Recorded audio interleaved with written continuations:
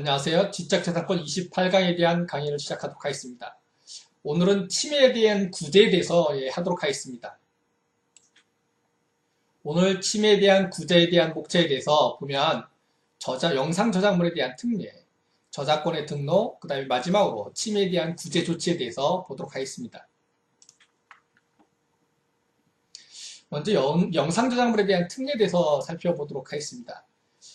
영상 저작물의 개념을 보면 연속적인 영상, 음의 수반 여부를 가리지 아니하는데 이러한 연속적인 영상이 수록된 창작물로서 그 영상을 기계 또는 전자장치에 의해서 재생하여 볼 수 있거나 보고 들을 수 있는 것을 이제 영상 저작물이라고 하죠. 이러한 영상 저작물을 제작한 사람을 영상 제작자라고 하는데, 즉 영상 저작물의 제작에 있어서 그 전체를 기획하고 책임을 지는 자가 이제 영상 제작자라고 할 수 있죠. 이러한 영상 저작물의 그런 제작에 참여하는 사람을 보면 크게 세 가지가 있습니다. 하나는 고전적 저작자가 있고요. 하나는 근대적 저작자, 다음으로 이제 실현자가 있죠. 고전적 저작자라고 하는 것은 영어로 이제 클래시컬 어서라고 얘기를 해서 자신의 저작물이 영상 저작물의 소재로 이용되는 자를 바로 이제 고전적 저작자라고 얘기를 하죠. 예를 들면 소설가라든지 방송작가, 시나리오 작가 이런 사람들이 이제 고전적 저작자가 되어 있고요. 그 다음에 근대적 저작자라고 하는 것은 감독, 연출, 촬영, 미술 등을 담당하는 자로서 영상 저작물의 작성에 저작자로서 활동하는 그러한 사람을 근대적 저작자라고 얘기를 합니다. 예를 들면 감독이라든지 촬영 감독, 미술 감독 이런 분들이 이제 근대적 저작자가 되어 있죠. 그 다음에 마지막으로 이제 실현자라고 하는 사람들은 저작자는 아닙니다. 다만 저작 인접권자로서 일정한 보호를 받을 수가 있죠. 예를 들면 배우라든지 가수라든지 이런 사람들이 바로 이제 실현자가 되어 있습니다. 이렇게 영상 저작물의 제작에 참여하는 사람은 고전적 저작자, 근대적 저작자, 실현자 이렇게 세 사람이 있습니다. 방금 전에 영상 저작물의 제작에 참여하는 사람이 고전적 저작자, 근대적 저작자, 실현자라고 얘기를 했습니다. 하지만 실제적으로 이러한 영상 저작물을 제작한 제작자 같은 경우가 이러한 그 영상 저작물을 판매해서 수익을 얻어야 되거든요. 그래서 이러한 영상 저작물의 제작자가 수월하게 그러한 수익을 올릴 수 있도록 법률에서는 영상 저작물의 영상화의 허락 추정 규정을 두고 있습니다. 예를 들면 영상 저작물의 제작을 위해서 저작물을 각색하는 것도 법률에 별도의 규정이 없으면 영상 제작자한테 허락한 것으로 추정을 하고요. 그 다음에 공개 상영을 목적으로 한 영상 저작물을 공개 상영하는 것도 마찬가지로 영상 제작자한테 허락이 된 것으로 이제 추정을 하는 거죠. 그 다음에 방송을 목적으로 한 영상 저작물을 방송하는 경우라든지 또는 전송을 목적으로 한 영상 저작물을 전송하는 경우, 그 다음에 영상 저작물을 그 본래의 목적으로 복제 배포하는 경우, 그 다음에 영상 저작물의 번역물을 그 영상 저작물과 같은 방법으로 이용하는 것, 이런 경우를 전부 다 영상 제작자한테 허락한 것으로 이제 추정을 해줍니다. 물론 당사자 사이에 약정이 있으면 약정이 따르는데 약정이 없으면 이런 식으로 허락해준 것으로 추정을 해가지고 영상 저작물의 제작자가 이러한 영상 저작물에 대해서 수익을 용이하게 얻을 수 있도록 법률로서 규정을 해두고 있는 거죠. 그 다음에 독점적 허락이라는 게 있는데 당사자 사이에 특약이 없으면 영상화를 허락한 그러한 날로부터 5년이 경과한 다음에는요, 저작 재산권자가 제3자한테 그 저작물의 다른 영상 저작물로의 영상화를 허락할 수가 있습니다. 즉 약정이 있으면 약정에 따른데 약정이 없는 경우에는 한 사람한테 영상화를 허락하고 나서 5년이 지난 다음에는 다른 사람한테 영상화 허락이 가능하다는 그런 의미가 되겠습니다. 다음으로 영상 저작물에 대한 권리를 보도록 하겠습니다. 영상 저작물에 대한 권리와 관련돼서는 영상 저작물의 저작자의 권리, 그 다음에 원저작물의 저작자의 권리, 그 다음에 실현자의 권리 이렇게 세 개로 나누어 볼 수 있는데요. 우선 영상 저작물의 저작자의 권리를 보면 영상 제작자와 영상 저작물의 제작에 협력할 것을 그런 약정한 그런 자, 다시 말하면 여기서는 이제 고전적 저작자하고 이제 근대적 저작자를 얘기를 하겠죠. 이런 경우에 이 사람들이 영상 저작물에 대해서 저작권을 취득한 경우, 그런 경우 특약이 없으면, 특약이 있으면 당연히 특약을 따르는 거고요. 특약이 없으면 그 영상 저작물의 이용을 위해서 필요한 권리는 영상 제작자한테 양도함수로 추정을 하는 그런 규정을 두고 있는 거죠. 그래서 영상 제작자가 자유롭게 이용할 수 있도록 하는 거죠. 만약에 이제 이렇게 영상 제작자한테 양도함수 추정을 한다고 하더라도 원 저작물의 저작자의 권리는 이러한 양도 추정 규정으로 인해서 영향을 받지 않습니다. 예를 들면 영상 저작물의 제작에 사용되는 소설이라든지 각본이라든지 미술 저작물이라든지 또는 음악 저작물 같은 그런 저작 재산권인 경우에 양도 추정 규정으로 인해서 영상 제작자가 양도받은 것으로 추정을 한다고 하더라도 이러한 그 원 저작물의 저작자는 그 원 저작물을 자유롭게 이용을 할 수가 있는 거죠. 예를 들면 소설에 대해서 영상 허락을 허용했다고 하더라도 이 소설에 대한 출판을 해서 수익을 얻는 것은 원 저작자가 자유롭게 이용을 할 수 있는 것이죠. 다음으로 이제 실현자의 권리가 있는데 영상 저작 제작자와 영상 저작물의 제작에 협력할 것을 약정한 그러한 실현자인 경우, 이런 경우 복제, 배포, 방송, 전송 같은 것 그런 경우에는 특약이 있으면 특약이 따르는데 특약이 없으면 영상 제작자가 양도받은 것으로 이제 추정을 하는 그런 규정을 두고 있습니다. 다음으로 영상 제작자의 권리를 보도록 하겠습니다. 영상 저작물의 제작에 협력할 것을 약정한 자로부터 양도받은 그런 권리는요, 영상 제작자가 영상 저작물을 복제, 배포, 공개, 상영이라든지 방송, 전송, 그 밖의 방법으로 이용할 수가 있고요. 또한 영상 저작물의 양도라든지 질권 설정이 이제 가능하도록 이런 식으로 이제 법률에 규정이 되어 있습니다. 또한 실현자로부터 양도받은 그런 권리도 마찬가지로 영상 제작자는 영상 저작물의 복제, 배포, 방송, 전송이 가능하고요. 그 다음에 영상 저작물의 양도라든지 질권 설정이 가능합니다. 다음으로 이제 저작권의 등록을 살펴보도록 하겠습니다. 저작권의 등록이라고 하는 것은 저작물에 관한 일정한 사항인, 예를 들면 저작자의 성명이라든지 창작한 연월일, 맨 처음에 공표한 연월일이라든지 이런 것들과 저작 재산권의 양도라든지 처분 제한, 직권 설정 이런 권리의 변동에 관해서 저작권 등록부라는 게 있거든요. 이런 등록부라고 하는 공적 장부에 등재를 해서 일반 국민들이 알 수 있도록 이렇게 공개를 하는 게 바로 이제 저작권의 등록이 되겠습니다. 본래 저작권은요, 무방식주의를 취하기 때문에 저작물의 창작과 동시에 권리가 발생이 되는 거고 저작권의 등록은 권리의 발생과는 아무런 상관이 없습니다. 다만 이 저작권을 등록을 하면 추정 규정이 있는 그러한 거가 돼서 입증 책임이 전환되는 그러한 효과가 있습니다. 그러면 그러한 것을 이제 보도록 하겠습니다. 우선 저작권의 등록 절차를 보면 저작권 등록 신청을 해야 되는데요. 이러한 신청 방법으로는 인터넷으로 해도 되고 방문을 해도 되고 우편으로 해도 됩니다. 이러한 그 저작권 등록 신청에 대한 처리 기간이 약 4일 정도 걸리고요. 수수료가 등록을 받을 때 약 3만 원 정도가 되고요. 10건 초과시 한 건당 만 원 정도가 더 추가되고 등록세로서 이제 1,800원 정도 듭니다. 다만 이제 온라인으로 이제 등록 신청하는 경우는 2만 원으로 해서 이제 더 요금이 좀 쌉니다. 그다음에 이제 신청서로서 이제 저작권 등록 신청서를 작성을 해야 되고요. 그다음에 이러한 그 저작권 등록은 이제 누구든지 신청이 가능합니다. 다음으로 이제 저작권 등록 절차를 보면 저작권 신청 서류를 제출해야 되는데 별지 4호 서식에 해당되는 저작권 등록 신청 명세서라는 것을 작성해야 되고요.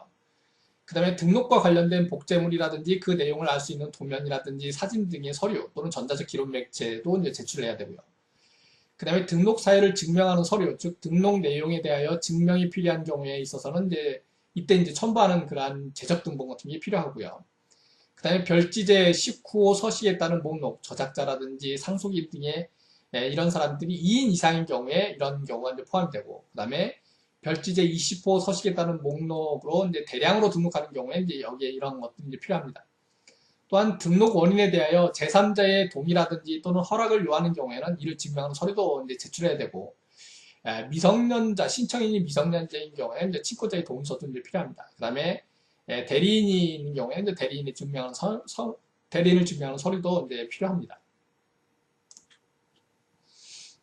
예, 지금 여기 이제 그 저작권 등록 신청서가 있고 이제 저작권 등록증이 있습니다. 이런 식으로 해서 예, 제출을 하면 나중에 예, 4일 뒤에 이제 처리돼서 등록되는 등록증은 예, 이런 식으로 예, 돼 있는 거가 돼 있습니다. 다음으로 저작권 등록의 효과를 보도록 하겠습니다.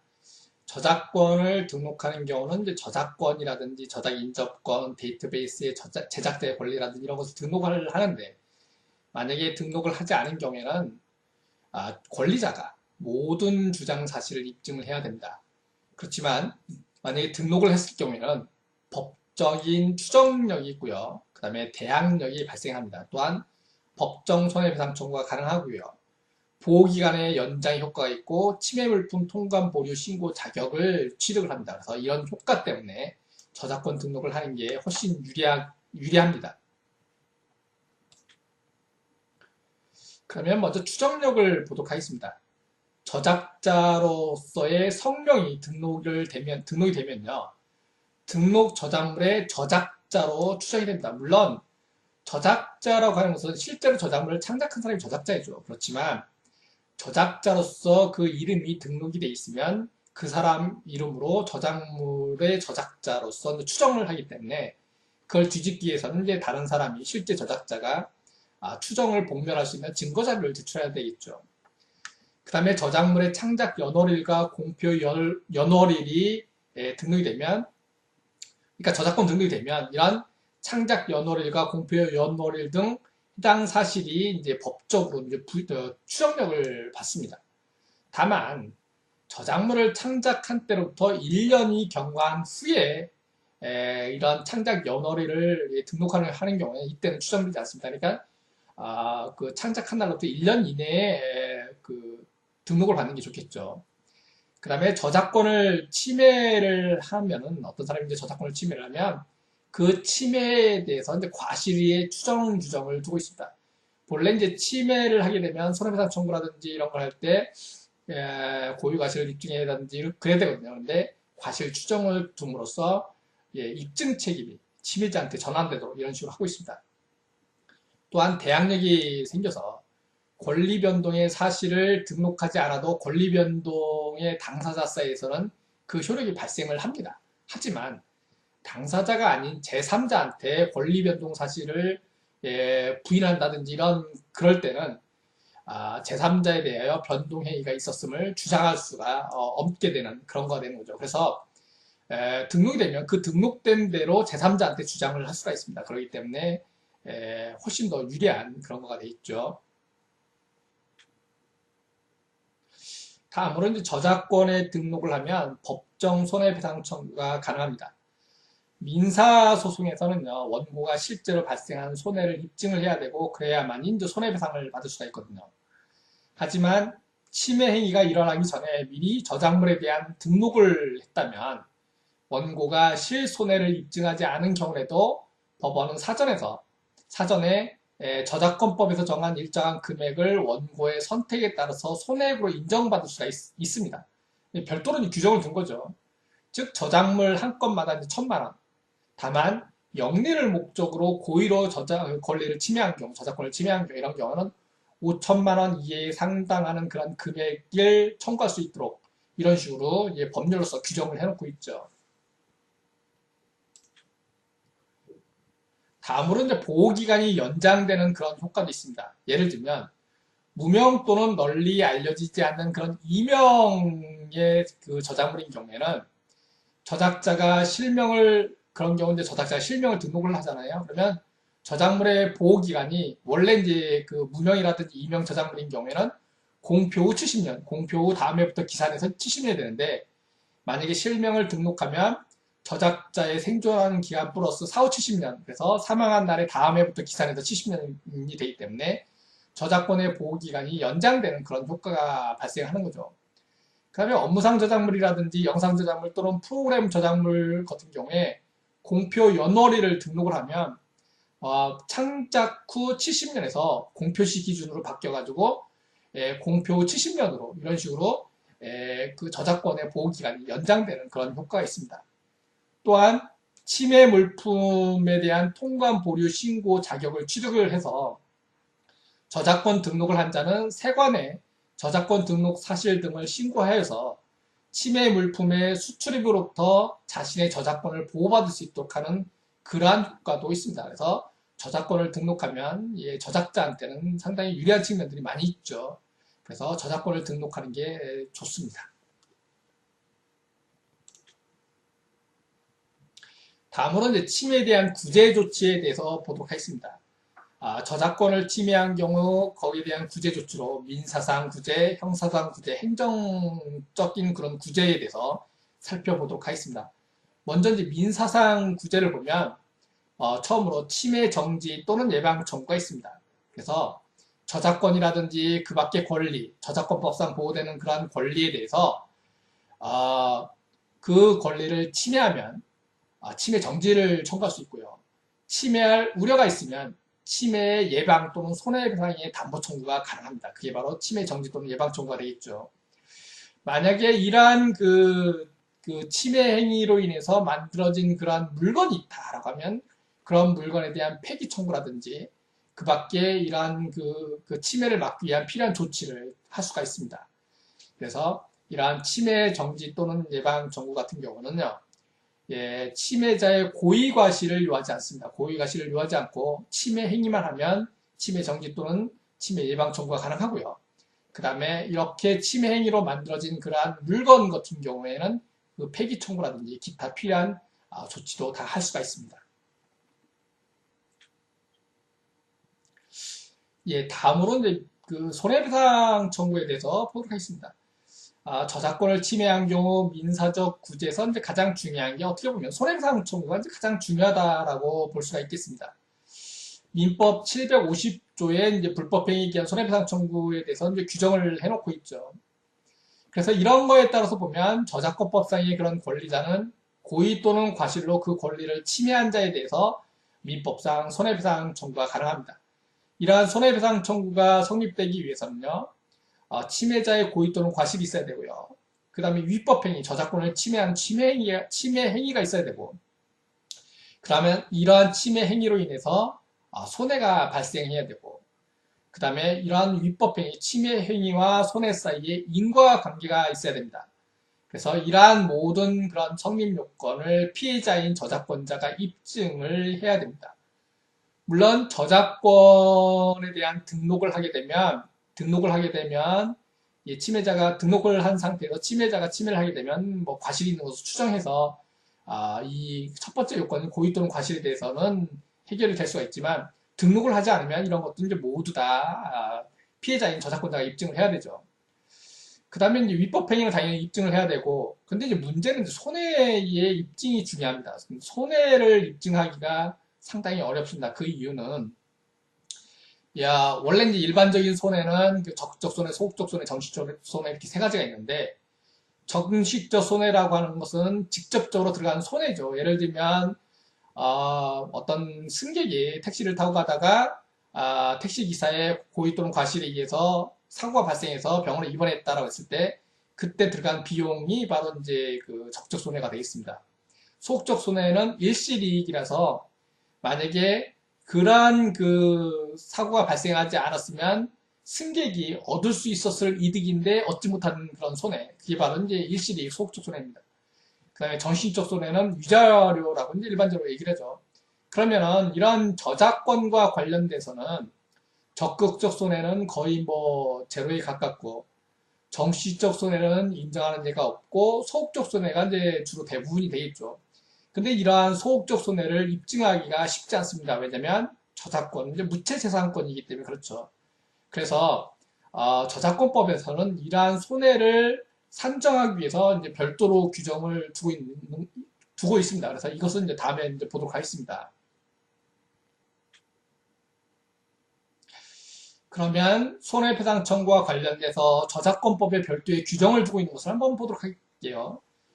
우선 이제 과실 추정 규정이 있습니다. 아까도 얘기했지만 손해배상이 성립되기 위해서는 이제 고의 과실이 있어야 되고, 그 다음에 침해 위법행위가 있어야 되고, 그 다음에 손해가 발생해야 되고, 손해와 위법행위 사이에 인과관계가 있어야 된다라고 얘기했고, 이런 모든 것을 피해자인 저작권자가 이제 입증을 해야 되는 거죠.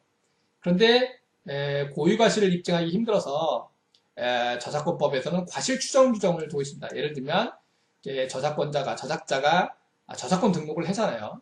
저작권 등록을 안 하면 이것도 이제 자신이 다 입증을 해야 되는데 저작권 등록을 하게 되면 저작권을 침해한 자는 그 침해 행위에 대해서 과실이 있는 것으로 추정합니다. 그러면 입증 책임이 전환돼서 오히려 이제 침해자가 자기가 과실이 없었음을 이제 입증을 해야 되는 거죠.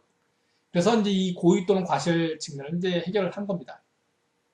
다음에는 이제 손해액이 이제 중요하다고 그랬는데 손해액을 산정하기 힘들기 때문에 저작권법은 별도의 규정을 두고 있습니다. 즉 침해자의 원래는 소극적 손해가 이제 가장 중요한데 원래는 저작권자의 일실이익인 손해액을 입증을 해서 청구를 해야 되는데 이게 힘드니까는 침해자의 이익액을 손해액으로 추정하는 규정을 두고 있거든요. 그래서 침해자가 얻은 이익을 손해액으로서 추정해서 청구할 수 있도록 하고 있습니다. 그 다음에 침해자의 이익액도 모르겠다 그러면 이제 통상 사용료 상당액, 즉 저작권에 대해서 다른 사람한테 통상 사용권을 설정하면 얻을 수 있는 그러한 이득을 손해액으로 청구할 수 있도록 되어 있습니다.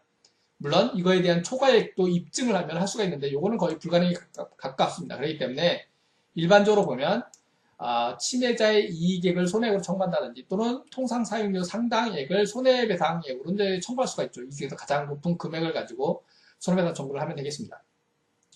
근데 또 저작권법에서는요, 최근에 이제 개정된 법인데 법정 손해배상 제도가 있다라고 얘기를 했죠. 그래서 이 저작권 등록을 하는 경우, 그런 경우에는 법정 손해배상이 이제 가능합니다. 그래서 각 저작물마다 1,000만 원이고요. 그 다음에 명의를 목적으로 고의로 침해한 경우는 5천만 원 이하의 범위 내에서 법정 손해배상이 가능합니다. 그래서 저작권 등록을 하는 게 유리하다라고 하는 것은 좀 전에 말씀을 드렸습니다.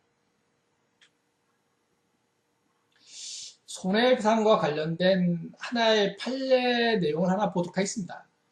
와이나사의 이제 파랑새와 CN블루의 외토리아가 이제 서로가 이제 문제가 됐던 건데요. 즉, 와이낫의 그 멤버 가수가 CN블루의 외톨이의 작곡가를 상대로 손해배상 청구를 했던 그런 상황인데, 손해배상이 성립되기 위해서는 이제 고의 또는 과실이라든지 위법행위라든지 손해라든지 또는 손해와 위법행위 사이에 인과관계가 발생해야 되는 거죠. 그 중에서요, 이제 우선 위법행위가 있어야 됩니다. 근데 지금 여기서는 위법행위 이제 부분이 되겠습니다.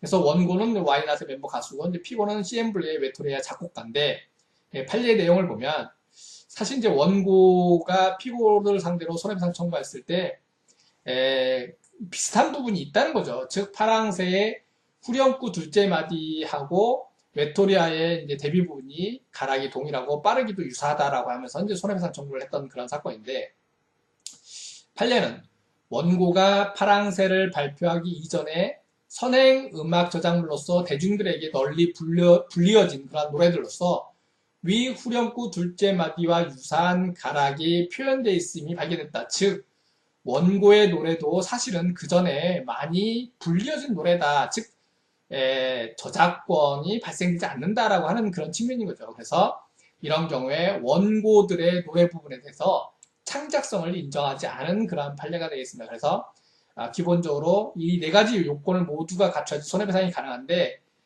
여기서는 이제 손해까지 따지기 전에 침해가 아니다라고 이런 식으로 이제 판결을 한 그런 사건이 되겠습니다. 다음으로 이제 명예회복 청구가 있습니다. 저작자 또는 실현자는 고의 또는 과실로 저작 인격권이라든지 실현자의 인격권을 침해한 자에 대해서 손해배상에 가름하거나, 가름이라고 하는 것은 이제 대신하거나, 손해배상과 함께 명예회복을 위하여 필요한 조치를 청구할 수 있도록 하는 게 바로 이제 명예회복 청구고요. 그 다음에 부당이득 반환 청구도 가능합니다. 민법상 부당이득 반환 청구가 가능한데, 법률상 원인 없이 타인의 재산이라든지 노무로 인하여 이익을 얻고, 이로 인해서 타인에게 손해를 가한 경우에는 그때는 부당이득 반환 청구가 가능합니다. 물론 아무 때나 부당이득 반환 청구가 가능한 게 아니라 손해배상 청구를 하지 않은 경우에는 부당이득 반환 청구가 가능하겠죠. 그렇지만 손해배상 청구를 해서 손해배상을 받으면 부당이득 반환 청구는 성립이 되지 않겠습니다. 다음으로 이제 형사적 구제를 보도록 하겠습니다. 우선 이제 권리 침해죄인데요. 저작 재산권이라든지 그 밖의 재산적 권리를 침해한 경우에는요, 5년 이하의 징역 또는 5천만 원 이하의 벌금에 처할 수가 있고요. 병과가 가능합니다. 병과라고 하는 것은 징역형과 벌금형을 같이 할 수가 있다는 거죠. 선택형은 그 둘 중에 하나를 해야 되는 거고요. 그래서 이제 산업재산권 같은 경우는 선택형인데 이러한 그 저작권에 대한 권리 침해죄인 경우는 병과가 가능합니다. 그 다음에 원칙적으로는 친고죄입니다. 친고죄라고 하는 것은 고소를 해야지 이제 처벌을 하는 거죠. 그래서 저작재산권 침해인 경우는 5년 이하의 징역 또는 5천만 원 이하의 벌금에 처하고 이런 것은 이제 친고죄에 해당이 됩니다. 다만 저작권법은 영리를 목적으로 하는 경우라든지 또는 상습적으로 저작재산권을 복제, 공연, 공중송신, 전시, 배포, 대여, 2차적 저작물의 작성의 방법으로 침해를 하는 경우에는 비친고죄를 하도록 이런 식으로 이제 규정이 되어 있습니다.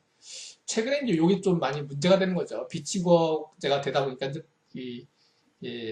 어떻게 보면 남발이 된다라고 하는 그런 식인 거죠. 저작권 침해에 대해서. 그래서 이게 이제 최근에 문제가 되고 있는데 하여튼 원칙적으로는 침고죄인데 이렇게 영리를 목적으로 하는 경우라든지 상습적으로 저작재산권을 복제 등 이렇게 침해를 하는 경우에는 비침고죄에 해당이 된다라고 하는 거고요. 그 다음에 저작 인격권이라든지 실현자의 인격권을 침해한 경우에는 3년 이하의 징역 또는 3천만 원 이하의 벌금에 처하고 이런 경우에는 이제 병과가 가능합니다. 그 다음에 허위 등록죄가 있는데 저작권의 등록 및 등록의 효력에 따른 그런 등록을 거짓으로, 즉 허위로 한 자에 대해서는 3년 이하의 징역이라든지 3천만 원 이하의 벌금에 처하고 이거는 병과가 가능하고 그 다음에 이러한 허위 등록죄인 경우에는 비친고죄입니다. 비친고죄라고 하는 것은 고소를 하지 않아도 처벌하게 되는 게 바로 이제 허위 등록죄가 되겠죠.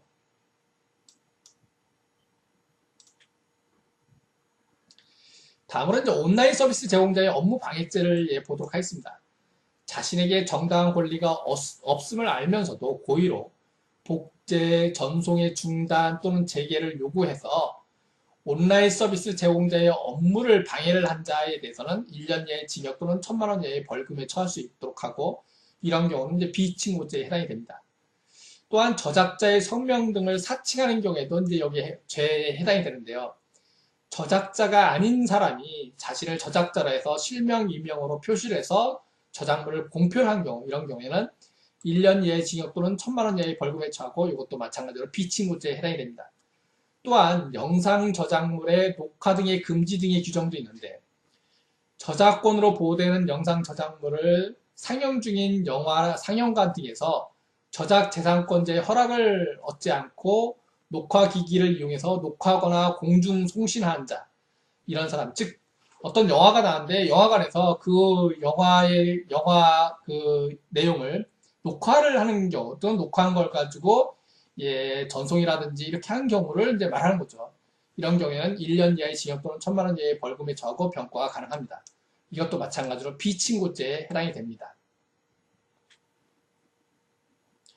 다음으로 이제 몰수가 있는데요. 저작권이라든지 또는 저작권법에 의해서 보호되는 권리를 침해해서 만들어진 그런 복제물로서 그 침해자, 인쇄자, 배포자 또는 공연자의 소유에 속하는 그러한 것들은 몰수를 할 수가 있고요. 그 다음에 또 양벌 규정이 가능합니다. 즉 직접적으로 침해한 자뿐만 아니라 침해를 시킨 자, 즉 법인의 대표자라든지 법인 또는 개인의 대리인이라든지 사용인인 그 밖에 종업원이 그 법인 또는 개인의 업무에 관하여 죄를 범한 경우에는 그 행위자를 벌하는 외에 그 법인 또는 개인에 대해서, 즉 시킨 사람이죠. 시킨 사람이라든지 시킨 법인에 대해서도 해당 조에 해당하는 벌금형을 과할 수 있도록 이런 식으로 양벌 규정을 두고 있습니다.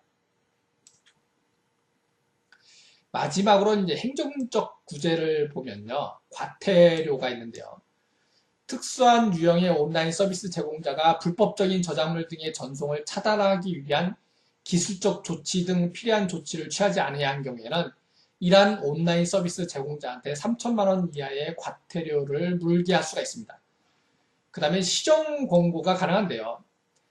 위원회는 온라인 서비스 제공자의 정보통신망을 조사해요. 불법 복제물 등이 전송된 그러한 사실을 발견한 경우에는 이를 심의해서 온라인 서비스 제공자한테 아래에 해당되는 그런 시정 공고 조치를 할 수가 있거든요.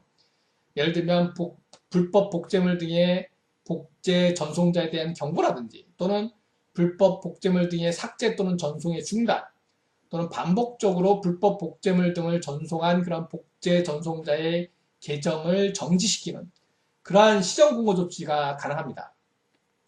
그 다음에 온라인 서비스 제공자는 이러한 그 위에 첫 번째, 두 번째에 따른 권고를 받은 경우에는 그 권고를 받은 날로부터 5일 이내에, 세 번째 여기에 따른 권고를 받은 경우에는 그 권고를 받은 날로부터 10일 이내에 그 조치 결과를 위원회에 통보를 하게끔 이런 식으로 되어 있습니다. 그래서 이렇게 저작권을 침해하는 경우는 민사적, 형사적 구제 조치, 그 다음에 또 행정적 구제 조치로서 온라인 서비스 제공자한테 필요한 조치를 취하지 않은 경우에는 과태료라든지 또는 그 시정 공고 조치라든지 이런 거가 가능합니다. 오늘 강의는 여기까지 하도록 하겠습니다.